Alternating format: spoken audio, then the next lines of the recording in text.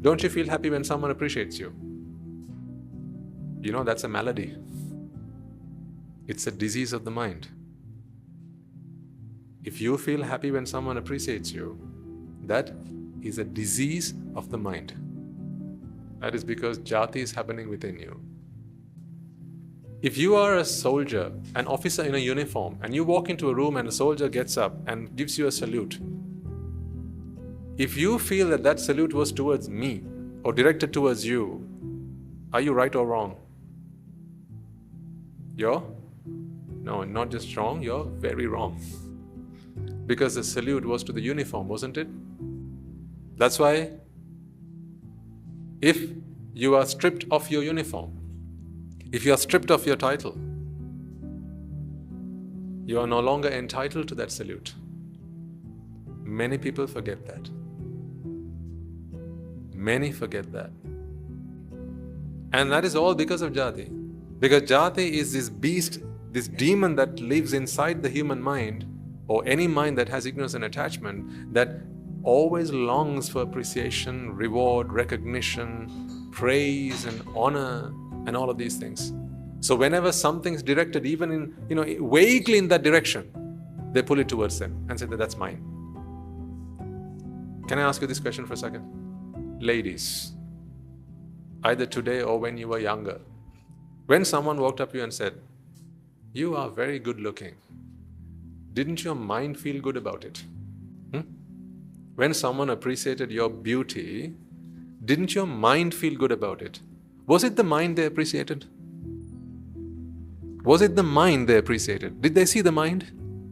What were they appreciating? Your looks, right? Meaning your face. Whatever it was, an aspect of your body. Did your body respond to it? No. Your body just coolly and calmly accepted it, that's all. It didn't respond to it, but what did the mind do? Threw a party. See, the mind is a thief. Don't you agree? Even if the compliment is vaguely in that direction, it's just blowing in the wind. What the mind does is it pulls it towards itself. No, that's for me. If someone said, "Wow, you've got nice, lovely hair," what did the mind do? "Oh, really? Thank you." Why? When someone says, "I really like your makeup, I really like your hair, I really like that dress," what does the mind do? Feels happy, doesn't it? Is it the mind they're appreciating? But here's what the mind does. Because of ignorance, it personifies. It thinks that this is me. This is my body. So this is my body. Any compliment directed towards the body is a compliment that is made to me. And the same goes for insults. If someone says, "You're ugly," how does the mind feel? How does it respond? Goes into shock. And then anger. Jealousy. See, these are all mental reactions to a compliment or an insult that was made to the body. What's the connection? Shouldn't you ask? Shouldn't you bother finding out what is that connection? When the mind and body are very two different and distinct things, you know this. When the body, when you die, what happens? Which one of these two things die? The body dies, right? The mind is born again. So, is that not evidence to you that these two are very distinct things? When you grew old, what grew old? Body or mind? What grew old? Body grew old. So, very distinct things. They are not one and the same. One is Nama, the other is Rupa. But when you're in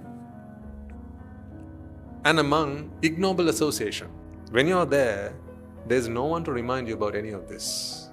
There's no one to tell you, put those glasses on.